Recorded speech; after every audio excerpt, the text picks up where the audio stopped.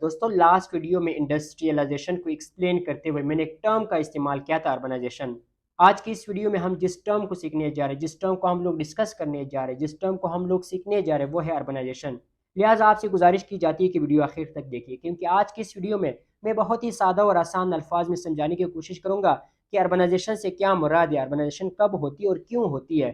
Video آخر تک دیکھیے. دوستو اربنائزیشن ایک پروسیس ہے، ایک عمل ہے کہ جس میں آبادی یعنی لوگ یعنی پاپولیشن جب شفٹ ہو جاتی ہے رورل ایریا سے، دیہاتی علاقوں سے اربن ایریاز کی طرف، شہروں کی طرف، تو لوگوں یعنی پاپولیشن کا رورل ایریا سے اربن ایریاز کی طرف شفٹ ہو جانا، سٹیز کی طرف شفٹ ہو جانا، اس عمل کو اربنائزیشن کہا جاتا ہے.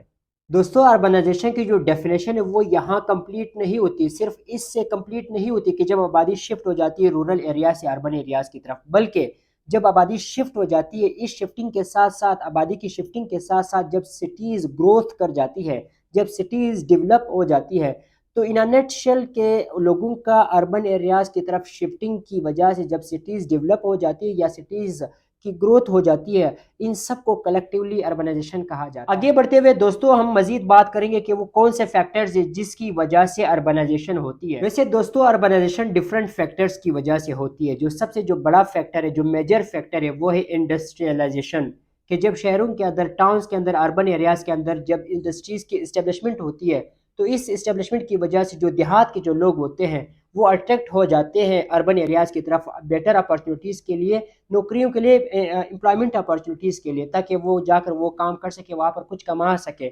تو اسی وجہ سے جو رورل ایریاز کے جو لوگ ہیں وہ اربن ایریاز کی طرف کیا ہو جاتے ہیں، شفٹ ہو جاتے ہیں، تاکہ وہ کام کر سکے، وہاں پر کوئی امپلائمنٹ کر سکے، کوئی نوکری کر سکے. تو یہ ایک میجر فیکٹر ہے جس کی وجہ سے اربنائزیشن ہوتی ہے. دوستو جو دوسرا فیکٹر ہے جس کی وجہ سے اربنائزیشن ہوتی ہے وہ ہے انفراسٹرکچر، یعنی اربن ایریاز کا جو انفراسٹرکچر ہوتا ہے.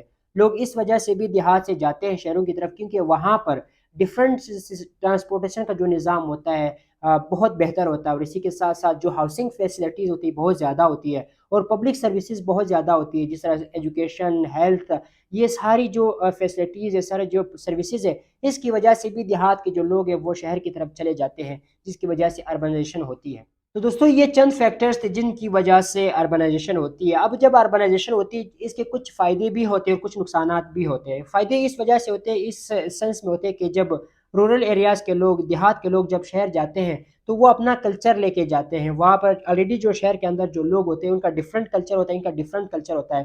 تو جب ڈفرینٹ کلچر کے لوگ ملتے ہیں تو ایک کلچرل ڈائیورسٹی پیدا ہوتی ہے، تو ڈفرینٹ کلچرز کے اندر ایک ہارمونی پیدا ہو جاتی ہے.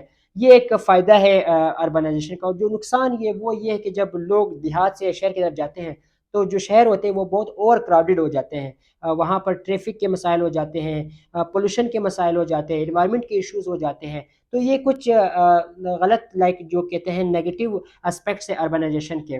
تو دوستو یہ تھا اوور آل اربنائزیشن کے بارے میں. امید کرتا ہوں کہ آج کی یہ ویڈیو آپ لوگوں کو پسند آئے. انشاءاللہ پھر ملتے ہیں نیکسٹ ویڈیو میں. اللہ حافظ.